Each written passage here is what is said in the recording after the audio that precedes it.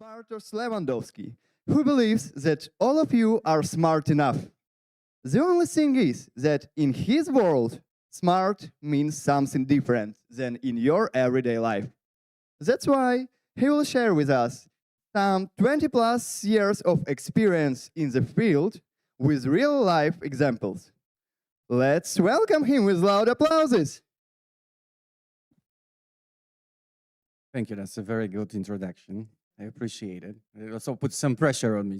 But anyway, So today we're going to be talking about the smart partnerships. My name is Bartosz Lewandowski. I'll speak a few things about myself later on. But what is the actual thing here? I'll try to show you a perspective on how you should shape up any kind of work that you've got with external partners, and for whom is it devoted? Basically, for everyone who will ever or have ever worked with the games, with the people in a group larger than like two people, right? Because even if you're a freelancer, you usually work with like a game development studio, right? If you're a game development studio, you usually work with a publisher or maybe with some freelancers. When you are a publisher, you work with everybody else, right? So in essence, one moment or another, you will have a situation where you need to actually communicate and cooperate with external partners.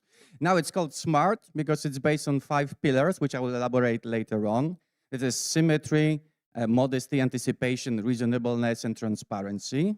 All of those examples will first give you a little general outline of what it means, and then I will show you real life examples from my experience in my line of work. For whom is it? Like I said, for everyone. It's basically elementary, so to speak, right? So I had a very good speech yesterday, or a conversation with Pavel yesterday about how general or how specific you should be. Hopefully my speech divided into 2 different parts will show you both the general outcome and the more specific one. I need to get the clicker, sorry. So just a few words about me, like I was presented here, I've got more than 20 years of experience in the field. Actually, I've been involved with games ever since I was a kid. Still remember playing games on Commodore 64 and Atari 65, which probably not many people here remember, by the way. Then I graduated from the Faculty of English. I specialized in British contemporary literature and drama. And just after the studies, I set up a company called Roboto Global, which is a service providing company of QA, localization, voiceover, which I've been running for 21 years right now. And on top of that, last year, a year and a half ago, actually, I set up another company called Toro Games, which is a game development company. We're working on our first IP for PC and console. So I can say that right now, in terms of like thinking about external partnerships, I've got many different perspectives from the game developer, but also from the service provider, which gives me like a more comprehensive outlook on the things. By the way, of course, I also had some media background back in the day. We spoke about it with Pavel also, that I, for instance, reviewed the first Mafia, which was a pleasure, by the way, 20 years ago, or 21 years ago, right? So that's about me. This speech is not about me, it's about being smart. So the first pillar I would like to touch upon is called symmetry, which basically means that when you start cooperating with external partners, whatever you want to expect of them or demand of them, you should have equal expectations of yourself. It sounds obvious, but it's not always the case in real life. And there's a couple of things here that I would like you to point to and to actually pay attention to. So for instance, timeliness, where deadline is a joint problem. Okay, sometimes developers are late. They're usually late, by the way. I can see it right now with my deadlines as a game developer. But then, of course, when you set up some kind of work and you've got external partners, you need to remember they also plan ahead, right? So it's your joint problem. It's not just their problem. Cool-headed problem solving. Well, that's kind of self-explanatory.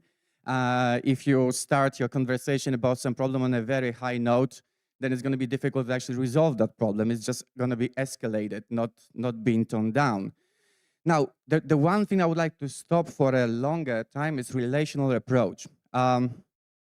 Basically, there are 4 types of relations you can think about in your business life, from like -1 to +3. -1 would be negative relation, which is a kind of a relation where it's too much based on power play, coercion, and abuse. So we exclude that one. That shouldn't happen at all. There is no way it can be successful. Then you've got transactional approach, relational approach, and then intimate approach. Okay, I exclude also this last one, which means your business friend becomes actually your friend. I mean, it happens sometimes, but it doesn't really happen like a lot in your life. Like you don't really have many friends in your life. You also don't have many friends in your business life, but you got business partners. So that leaves you with either transactional or relational. What is the basic difference between the two? Transactional is basically you get the best deal you can get financially, right? So it's just it. You focus on the fact that you need to get the best deal financially, no extra mile that people go down.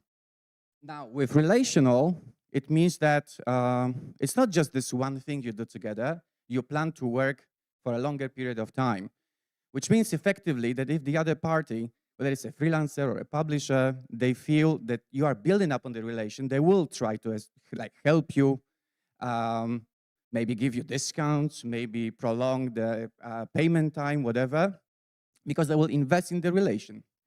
Now, Swift communication, this is what we learned at Roboto many years back, starting to work with AAA publishers. They expected every single email to be answered as quickly as possible, preferably within like 30 minutes. So you acknowledge the fact that you got the email. So it taught us that it's actually very important to just, not silently acknowledge stuff, but also in writing, for instance, right? So we do that, but sometimes we see on the other end that you respond quickly to an email, and then there is silence for like, 3 days or 5 days. And you don't know how to read that. And then they come back after 5 days thinking that you've started work, for instance, because they were silently acknowledging the fact that you accepted work, but you didn't. So yeah, the Swift communication needs to work both ways. And then professional and objectiveness. What is the real basis of my assessment? Which means basically when you work with someone, you will assess if that cooperation is fruitful or not. Now, the point is, you should find objective ways of finding that assessment, not just subjective ones. So a case study connected with that. A couple of years ago, we localized a game for a developer and publisher. It was a survival game, more than 150,000 words. And the difficulty lied in a few facts. First of all, it was 7 languages, first from Polish to English, and then simultaneously to the rest 6 of the languages in question. So that was difficult. But that wasn't the most difficult thing in that project, because the point is, again, it's about the deadline, which is a joint problem, and being on time or not. So initially, we were supposed to start in October and complete in March, which would be something like 6 months, which is a good time to localize the game of this volume. But of course, the developer was a little late, and then also a little later, and it ended up with February to mid-April, which is what, like 2.5 months? So it's 50% of the time that we're supposed to do. And that wasn't the only problem. The other problem was also that it was constantly re-edited. So it wasn't like one text, like in a book. When you localize a book, you get a book, you start from the beginning to the end, that's it. No, here, there were something like 18 different batches of text, and they were constantly re-edited, and we had 2.5 months to do that. So with those circumstances, keeping up the right pace, actually being on time, and being with good quality is kind of really extremely difficult. And then the guy who was assigned on the client side to actually run the project, he picked on one word in Polish, one out of 150,000 words. And he said it's an ultimate crime to the Polish language, which actually wasn't. It was just a synonym of another word. And he picked on it so much, and then he started digging, like maybe there are some more problems without any evidence whatsoever. It escalated to a like prolonged 2 or 3 day discussion about it. Initially very, very heated. Then we managed to tone it down. And the thing is here, where is the symmetry, right? I mean, they are late. They give us like 50% of time. They constantly re-edit stuff and add new things. And then there is a guy who picks on one word. and he says, you're doing it wrong, right? By the way, an off note, this whole situation shed some light on that individual. And actually, I know it for a fact because I'm friends with the people from that company. He was fired a few months later because he actually was abusive also to some colleagues at work, not just to the vendor. So yeah, so that's the symmetry part. Now modesty. It basically boils down to the fact that we are experts in the given field that we specialize in, right? And no one really wants or likes to be questioned. You are a programmer, so someone questions if you are a good programmer, right? So, so the basic assumption would be when you work with someone and it's a field that you do not specialize in. Let's say you want to do, I don't know, porting of your game, right? But you've never ported the game. It would be good to assume that the company that specializes in that for the last 15 years, they know a little bit about it, like we know a little bit about it of localization of voiceover, right? So when you've got this assumption that you don't know everything, then the next thing, probably in your organization, for instance, you want to work with a voiceover company or a localization company, you need to assign a person who is going to be your front person to deal with it. So what are the qualities a person like that should have? So first of all, empathy, good listener, negotiator. Yeah, negotiator is very important. Sometimes you really need to have harsh negotiations, but if someone is really skillful at it, there's not going to be bad blood between the companies. It's very important. Communicative and swift reacting, and the most important part, from my perspective, if it's possible, potentially with some kind of prior experience of either in the field, but if not in the field, at least in the field of working with external parties, external people. Because that's the thing I've seen quite a lot of times in my life, that the person assigned to do with the outsource management apparently has never done anything in way of like working outside of their own organization, which means they are not really good at it, basically. It's like, okay, so you don't have like enough work on your hands, so maybe you're gonna do the outsource, right? That kind of strategy. It never works. So a case study about the Modesty. So it's a mid-sized publisher, simulation game, 160,000 words to translate into English, French, plus LQA, which is linguistic quality assurance. And usually with this word count, you would expect at least 200, 300 working hours of testing to actually be able to play the whole game as a linguistic tester. We knew that this company was not like the richest out there, so we said, okay, maybe not more than 160, so like 50% of the usual thing. It's not ideal, but we always say, okay, if you cannot afford the ideal number of hours, do any number of hours you can afford because it's still going to be relevant and beneficial for you. And that's the guy who was actually assigned to work with us. Apparently evidently no previous experience in the area of linguistic quality assurance, probably also no experience in working with the other companies. And he said something like, we estimate the gameplay time of a Toro player at below 10 hours for a single playthrough.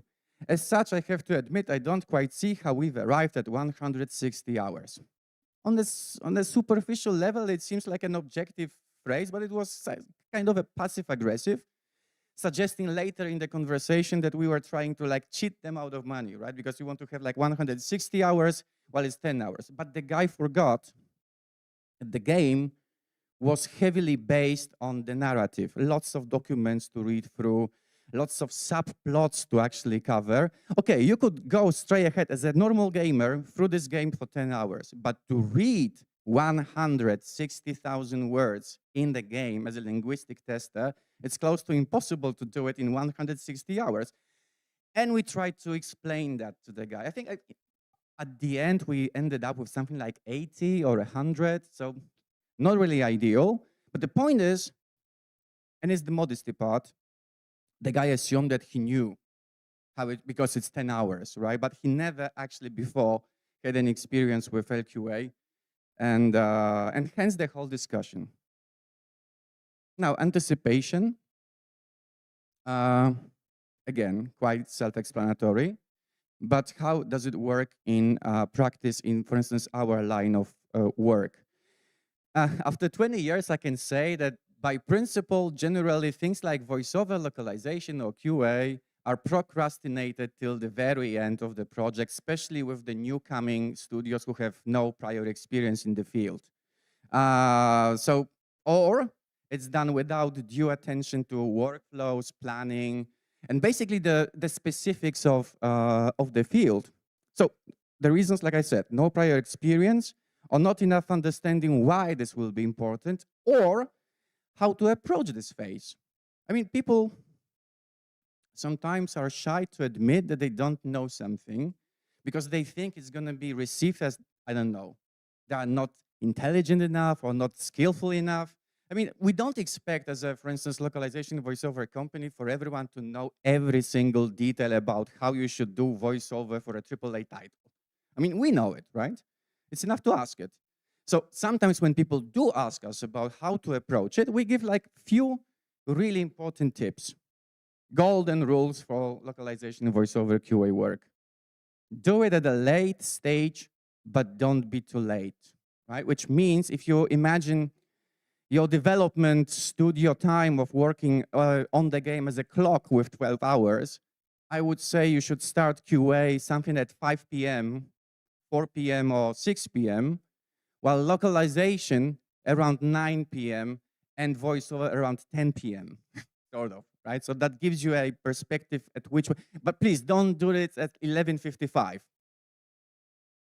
I can't disclose what company that was. I mean, now off the record story. We localized a AAA title with voiceovers, one of the, groundbreaking titles, totally. 500,000 words to localize and to record also, right? So more than 60,000 voice files. We did that at the very last hour, so to speak. So the testing of that game, I later found out from the guy who gave me information about it, was just 5 days of a game that had like 60 hours of playthrough, imagine. So we really were shaken up before the release. That's gonna work or not. So don't start too late, don't start too early. Anticipate some buffer time and pick up phase. That's especially for voiceover, right? I mean, if you start around 9 p.m., you will have most of your text written down and locked, then we'll record, and we'll still have to re-record some stuff because you're gonna be rewriting, you're gonna be changing stuff.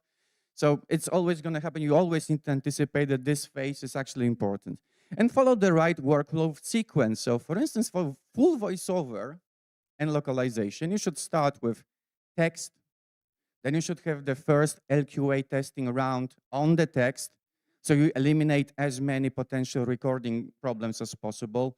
Then you do the recording, then you do the next LQA phase, then you do the pickups, and then you've got the release, right?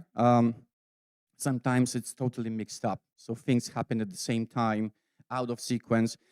What it actually means, you usually need to spend more budget on it, right? Because if you start recording too early, sometimes actually we are having a project like that right now, that we are re-recording 50% of the game again, because there was some change of mind on the main creative writer. I mean, from our perspective, it's okay, right? We can do it even 3 times, no problem. But for the developer, maybe not so much. So the case study is about voiceover, actually. It was an indie publisher, adventure psychological game, English translation, script preparation, English voiceover for 20,000 words and 3,000 lines. And again, the usual problems. So no LQA testing on text translation before recordings. That's what I'm talking about. No, not at all, right? So you go straight from translation to recordings. Assets, of course, late by 3 months. And recording window shortened from 2 weeks to 4 days. All the classic situations you can find. Now, before we get to the quotes of a person from the company, we've got this general rule of thumb that when you record stuff, around 2, 3, 4% of lines will be re-recorded anyway in the pickup session. Up to 5% is okay. Of course, if you need to record 10%, 15, or not to say 70, then something is wrong with the process, right? But say 5% of lines is fine. So after this kind of structure, the guy writes an email saying, evidently we received a faulty product. LQA, mind you, done after recordings, not before recordings, found almost 12 lines to re-record. I expect deep apology and relevant money compensation, right? Now, who is good at mathematics? 12 out of 3,000 would be 0.3% of lines, ish, right? 30 would be 1%, right? So 12 would be like 0.3. So 10 times less than the usual thing, but for him, it's an ultimate insult, and he expects apology and relevant money compensation. Now, reasonableness. Sometimes I switch it to respect also, but now it's reasonableness. There are certain expectations which, as a person who outsources stuff, you are entitled to have. And there are some others which you shouldn't have. And there are a few examples here, right? So it's a summary of the things we've just mentioned.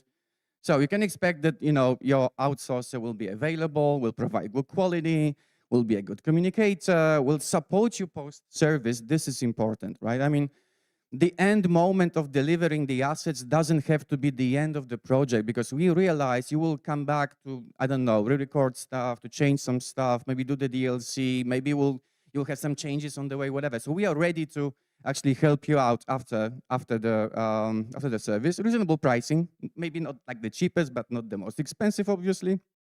And flexibility, which is, the common situation in the gaming world. Now, what are the slightly less reasonable ones that you might actually find when you are working with the outsourcing companies, or the outsourcer with the outsourcee? They should never object to what I say. I mean, that's a quote. So I'm the master of the situation because I pay you the invoice, right? So whatever I say, actually, you need to apply in your work, which sometimes is basically impossible, right? So no, this is not the thing that you can actually expect. The role is to make up for the time we wasted. You've had some examples already. I mean, it happens anyway, right? But it's not our role. I mean, we can help you out as much as we can. But for instance, Pavel yesterday asked me, because I mentioned not just the Mafia 1, but also Mafia 2, that I personally localized Mafia 2 back in the day. It was 60,000 words, and it took me something like a month, which was speedy, but not too speedy, right? But if you gave me, I still squeeze that, but if you gave me a week, I can't do it in a week. I can get like 3 more people, and maybe we'll squeeze it in a week. But if there are 4 people working in a week on a game that is supposed to be localized by 1 person, then the outcome is not going to be, the ideal. It's going to be maybe not substandard, but not the ideal, because the text is going to be divided into 4 people. So we can try to make up, but it's then not our responsibility for the ultimate outcome. And my favorite one, with a classic example, I don't want to be bothered with questions, suggestions. We had a project, huge RPG, MMO actually. And as you may imagine, with that kind of game, you ask many, many questions to the developer, contextual questions, or just, you don't know the game as well as the people who actually make the game. So you start asking questions. And since it was a multi-language localization, there were multiple questions from multiple different translators. We channeled all of them to the developer, and maybe it was crunch time, maybe the person had a bad day, I don't know for what reason, but we received a response in an email with a meme with Bart Simpson writing on the blackboard, "I will not ask stupid questions." So you say, okay, we don't have to ask you questions. We can just translate as we think is better. I mean, at the end of the day, it's probably easier for us because we don't spend time, asking questions and inserting changes, but it should be your game, and your game should be perfect. So sorry for asking stupid questions. We'll not ask anymore. And the final thing about reasonableness is like there are 3 knobs here, which is quality, price, and speed. This is the usual expectation. So the work should be done with the best possible quality, with the lowest price possible, and as soon as possible, right? So out of those 3 things, we always say, pick how many? 2. Yeah, pick 2. You cannot actually have all of those three at the same time. There was also a situation in one of the projects. One of our favorite clients came to, I mean, we were friends with the guy. So he came with a project and he said, you know what, I need, I don't want to spoil the quote, I need the localization fast and cheap. And the guy answered, why do you need to? Okay, case study about reasonableness. Here again, not to mention the fact that it was a really heavy game, like 1.2 million words. We were supposed to do it in Polish and Russian.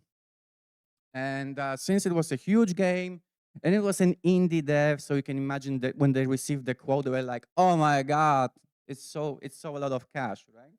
So we tried to find some kind of common grounds between, you know, what we would like to have as a company on the outsource side and for them to be able to afford it. So in the end, they did not pick Russian because they found someone who was like half a cent cheaper per word than us. So they just stayed with Polish. They received a lot of good praise for the Polish localization in the end, and you've got the quotes from the reviews about the Russian version. I will leave the quotes like without commentary because I think they are self-explanatory. So sometimes reasonable expectation, those three knobs, fast, cheap, good quality, you just need to be, as a person who outsources stuff, also flexible in such a way that you receive the best possible outcome. Of course, sometimes we understand it's just the price. Okay, so if you're okay with that kind of reviews later in the media, it's just your decision. So that was the last but one. And the last one is transparency. Again, we spoke about how general, how specific we should be yesterday with Pavel, right? So it sounds general and it sounds obvious. I mean, all of those 5 pillars may sound obvious to some of you guys here, but believe me, out of those 20 years and probably like 10,000 projects I have had, nothing is obvious in the industry, especially with the people who have no prior experience in certain fields. So transparency. When you do a lot of stuff in your life, when you do a lot of projects in your life, sheer arithmetics will tell you that sooner or later there will be problems with someone. I mean, with a project, right? Now, how to solve the projects? I mean, remember the professional companies or professional freelancers, they always aim for the long-term relationship. So they would rather hear from you that there is an issue than receive, you know, this ghosting kind of experience that you don't really know what's going on, but you feel something is wrong, but no one tells you. And then in the end, you find out that there was an issue, which maybe was not really an issue, but they thought it was an issue and they broke communication. So is there a problem with the project? Maybe. So what you should do is a weighted, carefully worded feedback, trying to avoid, you know, negative flavor, you know, adjectives and nouns and all that, because it's not helping. Then joint action, because it's your joint responsibility to deliver the project at the end of the day with the right quality. And then post-mortem, and that's quite frequently forgotten, that, you know, once the dust is settled, people just, okay, forget about the project, huh? Okay, it's done, right? But it's good, whether it was a good project or a bad project, to sit down and enumerate things that happened well, so, and things that could be improved. I mean, it should be everyday situation and occurrence, but for some reason it doesn't happen. And I'll just give you an example from the French mid-sized publisher quite a few years ago.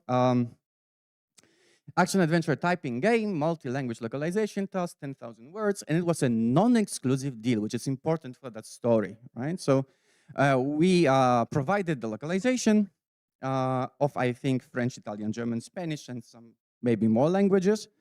And everything was fine. They received, they said, thank you, cool, we're done, blah, blah, blah, and then silence.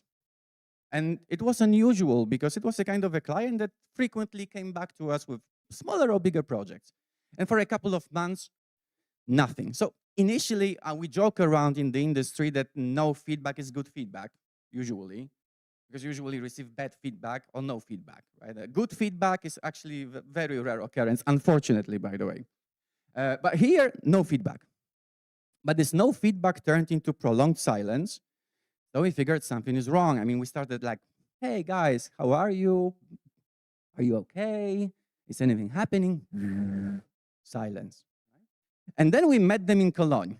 And I remember the scene as if it was today. My BizDev guy is running from the meeting, sweating like hell. And he says, oh man, sorry, excuse my French, we screwed up. I mean, we delivered like bad Korean and Japanese or basically Asian languages. And I was like, Zbyszek, wait. I don't remember we actually did the Asian languages for that project. I mean, allow me like a few moments. I with my phone, called up the project manager. Hey, Błażej, do you remember that title? Yeah. What kind of languages did we do? Oh, French, Italian, German, Spanish, and Russian, if I'm not mistaken. I will check. Yeah, that's true. No Asian languages. So I say, okay, Zbyszek, now it's your 5 minutes in your life. You come back to those guys and you tell them so, that it wasn't us, actually. So he ran back to this publisher with, bringing good news. And the reaction was, but we didn't do any Asian log for this game. Oh, oh, really? Sorry. So that was it. And this thing has an unfortunate ending because in the end, probably they felt ashamed of the fact that they made this mistake and they broke communication anyway. So no really happy ending here. But all of that would not have happened if they had started by saying, guys, we've got an issue, I don't know, with Japanese, Chinese, or Korean. Say, okay, good that you've got this issue. It's not our localization. We can help you out, right? But they didn't, some thoughts developed in their minds. They felt, okay, we don't want to work with Roboto anymore. Then we corrected their ways. And in the end, the level of shame probably, like we say, we didn't screw up, but we could have screwed up. Right? So that's enough to break communication, basically. So that's the transparency. In other words, when you partner up, simply be smart, symmetrical, modest, anticipating, reasonable, and transparent. Now it's your time to ask questions.